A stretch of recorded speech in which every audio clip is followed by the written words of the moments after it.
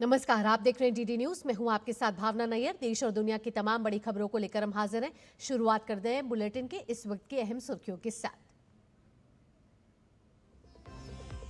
नेपाल त्रासदी में मृतकों की संख्या बढ़कर 157 हुई। 100 से ज्यादा भारतीयों सहित करीब 750 लोग लापता।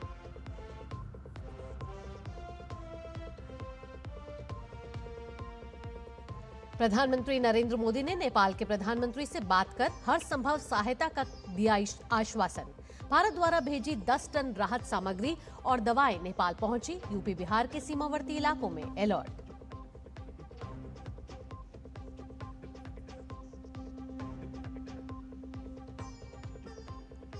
प्रधानमंत्री नरेंद्र मोदी आज खिलाड़ियों से करेंगे संवाद। वीडियो कॉन्फ्रेंसिंग के माध्यम से देश भर के लाखों युवाओं और उभरते खिलाड़ियों को करेंगे संबोधित।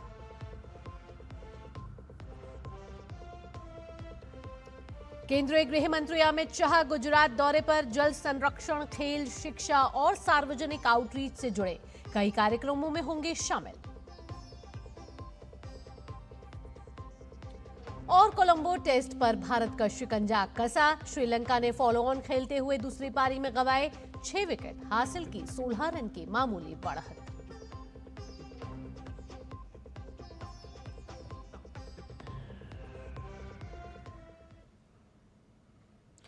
और अब खबर नेपाल में जल प्रलय की। नेपाल में कुदरत का एक बार फिर से भयंकर कहर देखने को मिला है। तिब्बत की सीमा से लगे मध्य नेपाल के जिलों में बुधवार सुबह अचानक आई भीषण बाढ़ ने भारी तबाही मचाई है। इस आपदा में अब तक करीब 157 लोगों की मौत हो चुकी है और करीब 750 लोग लापता बताए जा रहे हैं। लापता लोगों में 100 से ज्यादा भारतीय भी शामिल हैं। भूटिकाशी और त्रिशूली नदियों में आए इस भयंकर सैलाब ने रसुआ, नुवाकोट और धादिंग जैसे जिलों को अपनी चपेट में ले लिया।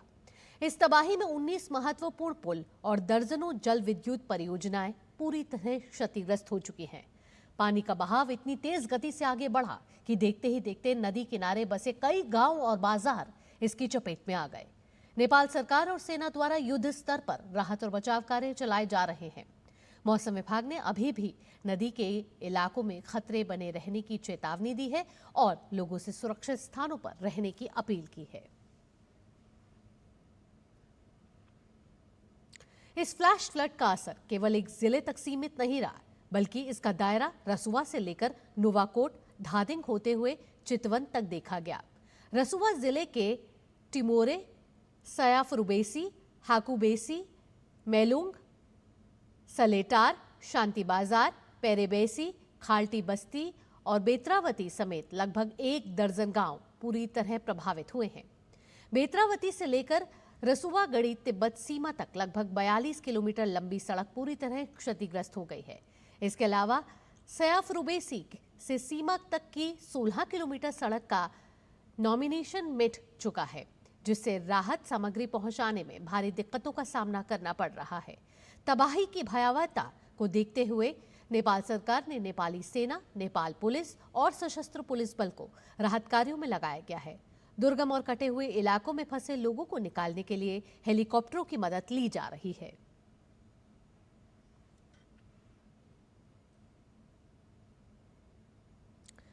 नेपाल में प्रभावित जिलों की आइए आपको बात करते हैं और आपको बताते हैं कि कौन कौन से जिले बुरी तरीके से प्रभावित हुए हैं। आप तस्वीरों के जरिए और ग्राफिक्स के जरिए देख रहे हैं कि रसुआ, नुवाकोट, धादिंग, गोरखा, चितवन ये वो प्रभावित जिले हैं जो इस जल प्रलय में पूरी तरह से कहीं तो तबाह हो गए हैं। तनहू, नवलपरासी ईस्ट ये कुछ ऐसे जिले हैं जो बहुत बुरी तरीके से प्रभावित हुए हैं। राष्ट्रपति द्रौपदी मुर्मू ने नेपाल में आई बाढ़ से हुई तबाही पर गहरी संवेदना व्यक्त की है। राष्ट्रपति ने सोशल मीडिया साइट एक्स पर लिखा है कि अचानक आई बाढ़ से हुई तबाही पर मैं नेपाल के राष्ट्रपति रामचंद्र पौडेल और नेपाल की जनता के प्रति अपनी गहरी संवेदना व्यक्त करती हूँ। इस मुश्किल घड़ी में हम नेपाल के साथ एकजुटता व्यक्त करते हैं। भारत इस आपदा से प्रभावित लोगों के लिए नेपाल सरकार के राहत और बचाव कार्यों में मदद करने के लिए तैयार है। उपराष्ट्रपति सीपी राधाकृष्णन ने नेपाल में आई अचानक बाढ़ से हुई जानमाल की भारी तबाही से गहरा दुख व्यक्त किया है।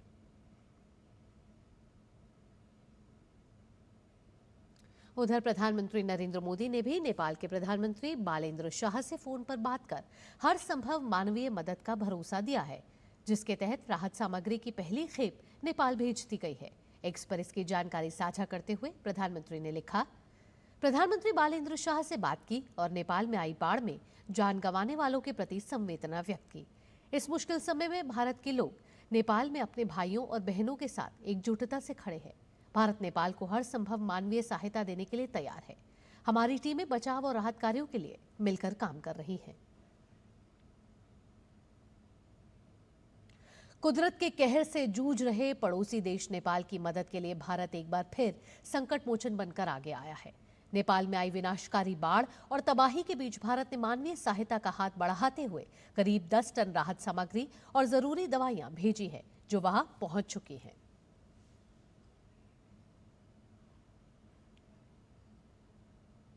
तो अपने पड़ोसी देश तक हर संभव सहायता पहुंचाने वाला भारत पहला देश बना है। भारत की मदद का नेपाल ने स्वागत किया है। नेपाल के प्रधानमंत्री कार्यालय की ओर से एक संदेश में यह कहा गया है कि प्रधानमंत्री नरेंद्र मोदी, आपके फोन कॉल और गहरी संवेदनाओं के लिए आपका बहुत बहुत धन्यवाद। हम इस कठिन समय में नेपाल के प्रति आपके एकजुटता के गर्मजोशी भरे शब्दों और सहायता के उदार प्रस्ताव की गहराई से सराहना करते हैं। एकजुटता का यह भाव हमारे दोनों देशों के बीच दोस्ती के अटूट बंधनों को दर्शाता है, जिसे हम बेहद महत्व देते हैं।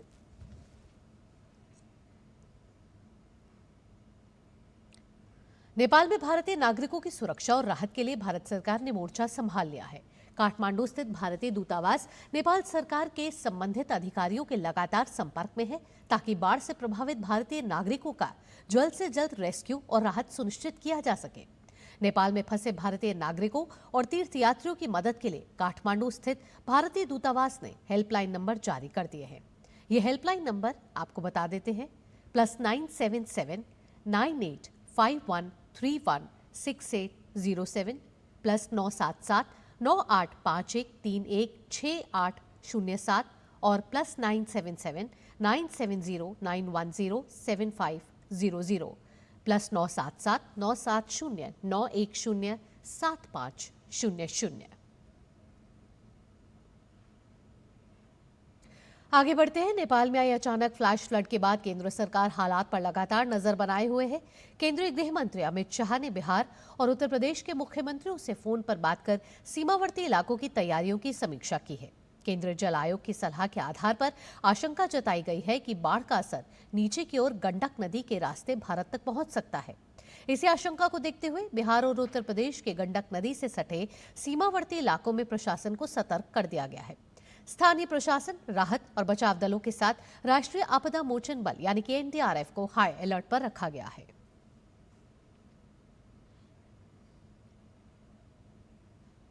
संयुक्त राष्ट्र के महासचिव एंटोनियो गुटेरेस ने नेपाल में आई भीषण बाढ़ पर गहरा दुख जताया है। अपने एक संदेश में उन्होंने लिखा है कि नेपाल और चीन में आई भीषण बाढ़ से मैं बेहद दुखी हूं। इसमें कई लोगों की जान चली गई है, कई लापता है और व्यापक तबाही मची है। मैं पीड़ित परिवारों के प्रति अपनी गहरी संवेदना व्यक्त करता हूं और घायलों के शीघ्र स्वस्थ होने की कामना करता हूं। मेरी सहानुभूति सभी प्रभावित लोगों के साथ है। नेपाल में सरकार के नेतृत्व में राहत कार्यों में संयुक्त राष्ट्र सहयोग कर रहा है। संयुक्त राष्ट्र की टीमें और मानवीय सहायता सहयोगी बाढ़ से प्रभावित समुदायों की सहायता के लिए आवश्यक सामग्री और कर्मियों को जुटा रहे हैं।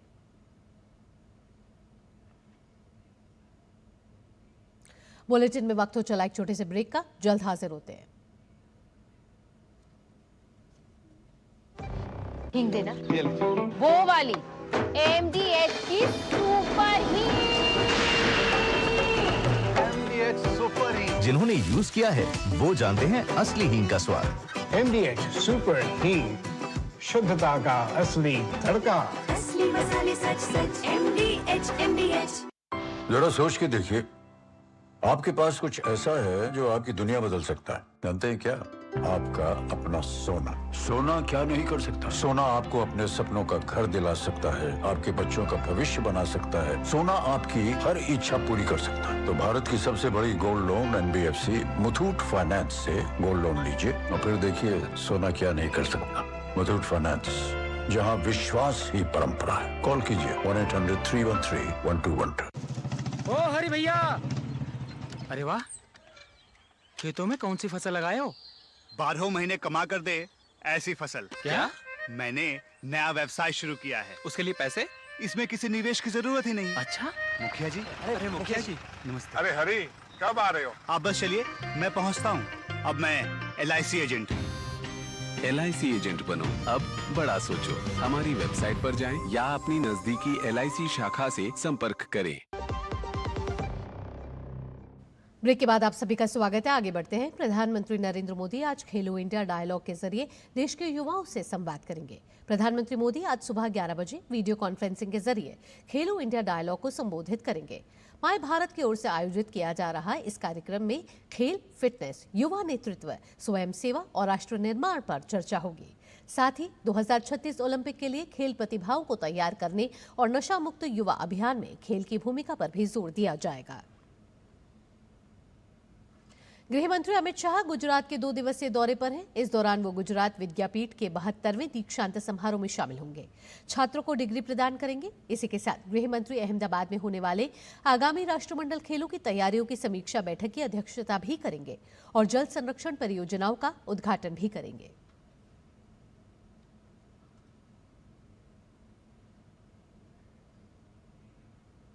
भारत और चीन के बीच सीमा मुद्दे पर हुई बातचीत में दोनों देशों ने 8 अहम बिंदुओं पर सहमति जताई है। 25 अगस्त को बीजिंग में भारत के विशेष प्रतिनिधि और राष्ट्रीय सुरक्षा सलाहकार अजीत डोभाल और चीन के विशेष प्रतिनिधि वांग यी के बीच 25वें दौर की वार्ता हुई। विदेश मंत्रालय की ओर से दी गई जानकारी के मुताबिक दोनों पक्षों ने सीमा मुद्दे पर खुलकर और गहन चर्चा की। दोनों देशों ने सीमा क्षेत्रों में शांति और स्थिरता बनाए रखने, साथ ही द्विपक्षीय संबंधों के स्वस्थ और स्थिर विकास के लिए अनुकूल माहौल बनाने की प्रतिबद्धता दोहराई। साथ ही 2005 में तय राजनीतिक मानकों और मार्गदर्शक सिद्धांतों के आधार पर सीमा विवाद के निष्पक्ष, उचित और दोनों पक्षों को स्वीकार्य समाधान की दिशा में बातचीत आगे बढ़ाने पर सहमति बनी। सीमा निर्धारण की प्रक्रिया को आगे बढ़ाने के लिए WMCC के तहत बॉर्डर डिलिमिटेशन की एक्सपर्ट ग्रुप और बॉर्डर मैनेजमेंट की वर्किंग ग्रुप बातचीत आगे बढ़ाएंगे। दोनों समूहों का पहला काम अपने अपने टर्म्स ऑफ रेफरेंस तय करना होगा। LAC पर किसी भी स्थिति से निपटने के लिए दोनों पक्षों ने मौजूदा कूटनीतिक और सैन्य संवाद तंत्रों के जरिए तुरंत समाधान निकालने पर भी सहमति जताई है। इनमें WMCC, स्थानीय कमांडर स्तर की बैठकें और दूसरे सहमत तंत्र शामिल हैं। मकसद साफ है, सीमा पर गलत फहमी और गलत आकलन की स्थिति से बचना और बॉर्डर मैनेजमेंट को बेहतर बनाना। सीमा प्रबंधन को मजबूत करने के लिए 2 अतिरिक्त बैठक बिंदु और पूर्वी तथा मध्य सेक्टर में 2 अतिरिक्त बॉर्डर मिलिट्री हॉटलाइन चैनल बनाने पर भी सहमति बनी है।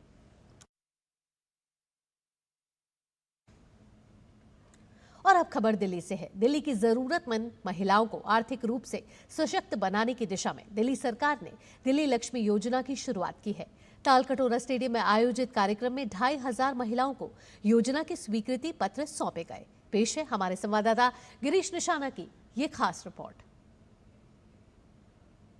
महिलाओं को आर्थिक रूप से आत्मनिर्भर बनाने की दिशा में एक नई पहल की शुरुआत हुई। तालकटोरा स्टेडियम में आयोजित कार्यक्रम में दिल्ली लक्ष्मी योजना का दिल्ली के उपराज्यपाल TS संधू और दिल्ली की मुख्यमंत्री रेखा गुप्ता ने औपचारिक शुभारंभ किया। इस मौके पर 2500 महिलाओं को योजना के स्वीकृति पत्र प्रदान किए गए। योजना के तहत पात्र महिलाओं को हर महीने 2500 रुपए की आर्थिक सहायता दी जाएगी। सरकार के मुताबिक 1 सितंबर से लाभार्थियों के बैंक खातों में यह राशि पहुंचनी शुरू हो जाएगी। कार्यक्रम में दिल्ली के उपराज्यपाल ने कहा कि महिला की आर्थिक मजबूती का सीधा असर उसके पूरे परिवार की मजबूती पर पड़ता है। जब एक महिला फाइनेंशियली स्ट्रॉन्गर होती है तो उसका परिवार और बच्चे भी मजबूत होते हैं। यही वुमेन एम्पावरमेंट का रियल इम्पैक्ट है। महिलाओं को सुरक्षा देना दिल्ली सरकार की टॉप प्रायोरिटी है। लाभार्थी महिलाओं को बधाई देते हुए मुख्यमंत्री रेखा गुप्ता ने कहा कि प्रधानमंत्री नरेंद्र मोदी के प्रयासों से यह योजना दिल्ली की महिलाओं तक पहुंची है। उन्होंने कहा कि यह सहायता महिलाओं में अपनी छोटी सी बचत करने और अपने फैसले खुद लेने का आत्मविश्वास भी बढ़ाएगी। दिल्ली लक्ष्मी योजना जो आज मेरी दिल्ली की बहनों के लिए आप सभी के द्वार पहुंच पाई है, इसके लिए मैं देश के प्रधानमंत्री आदरणीय नरेंद्र मोदी जी को, उस मां को और आप सभी को हृदय की गहराई से बहुत बहुत धन्यवाद देते हुए शुभकामनाएं देती हूं। 2,500 रुपए की इस दिल्ली लक्ष्मी योजना में पहली 2,500 बहनों को हमने वेरिफिकेशन सर्टिफिकेट, अप्रूवल सर्टिफिकेट सौंपा है, क्योंकि ये पहली 2,500 बहनें हैं जिन्हें इस योजना का लाभ मिलने जा रहा है। दिल्ली लक्ष्मी योजना के लिए 1 अगस्त को पोर्टल की शुरुआत की गई थी। दिल्ली सरकार के अनुसार अब तक 9,20,590 महिलाओं ने पंजीकरण कराया है, जबकि 6,63,215 आवेदन पूरे किए जा चुके हैं। यह योजना 2025 दिल्ली विधानसभा चुनाव में भारतीय जनता पार्टी के प्रमुख चुनावी वादों में शामिल थी। सरकार ने इसके लिए 5,100 करोड़ का बजट का प्रावधान किया है। दिल्ली लक्ष्मी योजना के तहत 2,500 महिलाओं को स्वीकृति पत्र मिला है। बहुत अच्छा लग रहा है, जो रेखा मैम ने कहा वो करके दिखाया। रेखा मैम का भी धन्यवाद और ये 2,500 रुपए के लिए भी धन्यवाद। बहुत ज्यादा शुक्रिया करती हूँ मैं नरेंद्र मोदी सर का भी और रेखा मैम का भी, कि उन्होंने एक पेंशन हमें दे दी। हर महीने जो आएगा हमें बेनिफिट देगा। हम मोदी जी के लिए कहेंगे हैप्पी रक्षाबंधन। मोदी जी को धन्यवाद, रेखा दीदी को धन्यवाद। विश्वास था कि भी मिलेगा, वही धीरे धीरे देखो सरकार काम करती है, धीरे धीरे करती है, एकदम से तो करेगी नहीं। मैं बहुत खुश हूँ और ये अच्छी पहल है औरतों के लिए। अब जो घरेलू औरतें हैं वो सेल्फ डिपेंडेंट महसूस करेंगी अपने आप को। जो महिलाएं हैं वो काफी उत्साहित हैं। उत्साहित इसलिए हैं क्योंकि अब हर महीने उनके खाते के अंदर पैसा आएगा, जो कहीं न कहीं वो अपनी मर्जी से खर्च भी कर सकती हैं। कैमरामैन मोंटी सिंह के साथ गिरीश निशाना, डीडी न्यूज, दिल्ली। और अब खबर रक्षाबंधन से जुड़ी हुई। भाई बहन के प्यार और विश्वास के त्योहार रक्षाबंधन की तैयारियां जोरों से चल रही हैं। देश के तमाम हिस्सों में बाजारों में रौनक है और बहनें अपने भाइयों की कलाई सजाने के लिए राखियां खरीद रही हैं। इस बार राखी के बाजार में पारंपरिक डिजाइन के साथ साथ स्थानीय और हस्तनिर्मित राखियों की भी अपनी ही खास जगह है। देखिए रक्षाबंधन पर बाजार में क्या कुछ रौनक है, आइए आपको दिखाते हैं।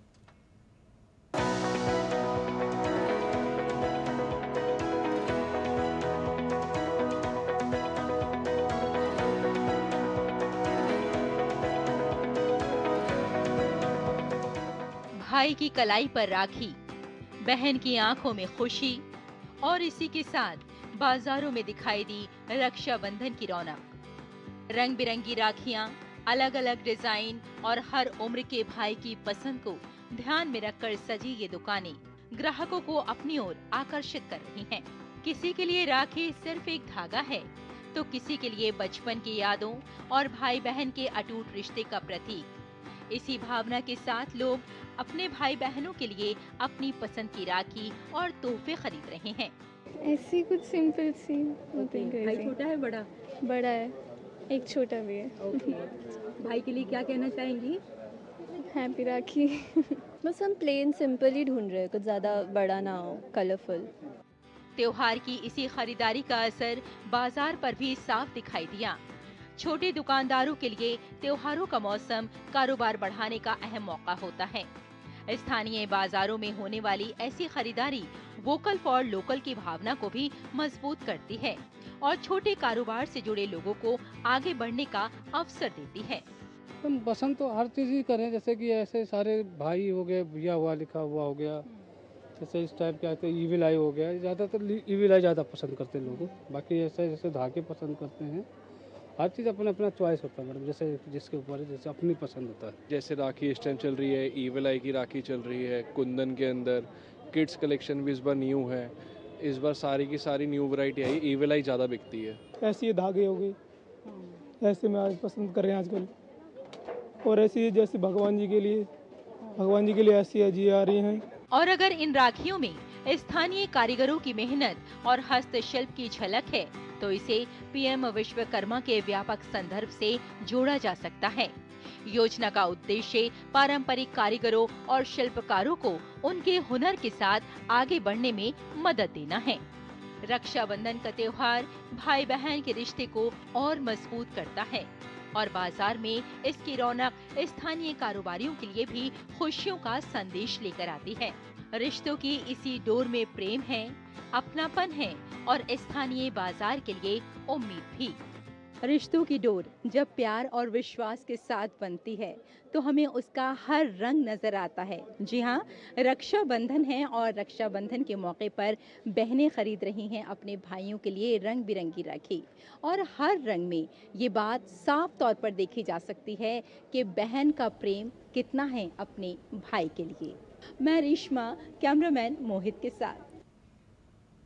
रक्षाबंधन के त्योहार के चलते बाजारों में पारंपरिक मिठाइयों से लेकर शुगर फ्री मिठाई, ड्राई फ्रूट्स और गिफ्ट हैम्पर्स की मांग भी बढ़ गई है। वहीं जेंजी के बीच वेफर्स, बिस्किट, नमकीन और नमकीन बिस्किट जैसे स्नैक्स भी गिफ्टिंग का हिस्सा बन रहे हैं। देखिए हमारे सहयोगी अंकित मिश्रा की ये खास रिपोर्ट। राखी को लेकर बाजारों में रौनक उमड़ आई है। मिठाई की दुकानों पर काजू कतली, बर्फी, रसगुल्ला और गुलाब जामुन जैसी मिठाइयों के साथ शुगर फ्री विकल्पों की भी मांग तेजी से बढ़ी है। इस सीज़न तो घेवर सबसे ज़्यादा चल रहा है, और घेवर के अलावा काजू की मिठाइयाँ हैं जो काफ़ी पॉपुलर चल रही है अभी। और राखी के टाइम पे तो काजू की मिठाइयाँ वैसे ही बहुत चलती है, जो गिफ्टिंग में और रक्षाबंधन में बहनें लेके जाती है खिलाने के लिए अपने भाइयों को। यहाँ पे कई सारी मिठाइयाँ नजर आ रही हैं मुझे। आप यहाँ पे मिठाइयाँ देखेंगे तो काफ़ी मिठाइयाँ जिनमें हम शुगर का यूज़ ही नहीं करते, वो नेचुरली स्वीटेंड होती है।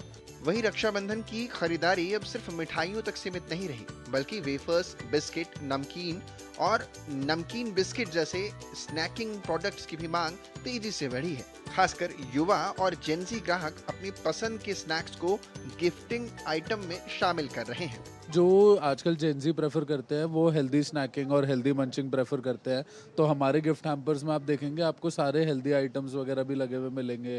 राखी के लिए और biscuits are doing really well and we have small hampers also. तो अभी मॉर्निंग में भी they are like few customers तो जो राखी के लिए काफ़ी बिस्किट्स और ये हैम्पर्स ले गए थे। ऑनलाइन शॉपिंग ने भी राखी की खरीदारी को आसान बनाया है। लोग घर बैठे राखी, मिठाई, ड्राई फ्रूट्स और गिफ्ट्स हैम्पर्स ऑर्डर कर रहे हैं। खासकर दूर रहने वाले भाई बहनों के लिए तो ऑनलाइन गिफ्टिंग एक आसान विकल्प बनकर उभर कर आ रहा है। शॉपिंग में जो भी जैसे बच्चे कुछ बोल देते हैं, कोई चीज़ बोल देते हैं, कोई टॉय बोल देते हैं, तो वो भी उसी टाइम पे परचेज हो जाता है। इंस्टेंट डिलीवरी की जैसे फैसिलिटी है हमारे पास। अगर हमें कोई राखी पसंद आई है, कजन्स भी हैं, रियल ब्रदर भी है, तो मतलब सबके लिए कभी भी ऑर्डर कर लिया, अच्छा ये भी अच्छी लग रही है, ये भी मंगा लेते हैं। इसके लिए स्पाइडरमैन वाली राखी लाए हूँ। तो इसमें रक्षाबंधन पर क्या दे रहे हो दीदी को गिफ्ट? कलरफुल सी डाल। इनको स्पाइडरमैन वाला सब कुछ पसंद ज़्यादा है, so I purchase that kind of rakhis only. हम 4 सिस्टर्स हैं, तो हमारा सबका ये रहता है कि हमें, क्योंकि हम दूर दूर से पहुंचते हैं अपने भाई के पास। इस बार भाई बेंगलोर में है तो वो एक मेरे लिए अलग वो रहेगा, क्योंकि हम फिर वीडियो कॉल के थ्रू इस बार हम अपनी इस राखी सेलिब्रेट करेंगे। यानी रक्षाबंधन पर बाजार में पारंपरिक मिठाइयों के साथ बदलती पसंद भी नजर आ रही है। शुगर फ्री मिठाइयों से लेकर स्नैक्स और ऑनलाइन क्यूरेटेड गिफ्ट्स हैम्पर्स तक ग्राहक अपनी पसंद और सुविधा के मुताबिक खरीदारी कर रहे हैं। रक्षाबंधन के त्योहार में मिठास बरकरार है, तो वहीं इसे सेलिब्रेट करने का तरीका यानी अंदाज बदल रहा है। और अब इस बदले हुए अंदाज में पारंपरिक मिठाइयों के साथ जगह ले ली है जो शुगर फ्री मिठाइयाँ हैं उन्होंने। न केवल इतना बल्कि नमकीन और वेफर्स का भी अब ज़माना तेज़ी से बढ़ रहा है, तो लोग ज़्यादातर कोशिश ऑनलाइन शॉपिंग की तरफ भी कर रहे हैं, तो वहीं साथ ही साथ निकल रहे हैं बच्चों से लेकर बड़े सभी को रास आ रही हैं विभिन्न प्रकार की राखियाँ, और इन सब के बीच खूब चलन में है मिठाइयों के साथ शुगर फ्री मिठाइयाँ। कैमरामैन सुनील के साथ अंकित मिश्रा, डीडी न्यूज़, दिल्ली। रुक कर लेते हैं। कोलंबो टेस्ट का आज अंतिम दिन है। आज श्रीलंका की टीम 6 विकेट पर 229 रन के आगे खेलेगी। फिलहाल श्रीलंका को 16 रन की मामूली बढ़त हासिल है। मैच के चौथे दिन श्रीलंका ने अपनी पहली पारी में 8 विकेट पर 265 रन से आगे खेलना शुरू किया। लाहिरू कुमारा 12 रन बनाकर आउट हुए, वहीं सोनल दिनुशा ने 103 रन की पारी खेली। श्रीलंका की टीम पहली पारी में 290 रन बनाकर आउट हुई और फॉलो ऑन टालने में नाकाम रही। फॉलो ऑन खेलते हुए श्रीलंका की शुरुआत खराब रही और लाहिरू उदारा 5 रन बनाकर आउट हो गए। कमिल मिश्रा 32 रन बनाकर जडेजा का शिकार बने।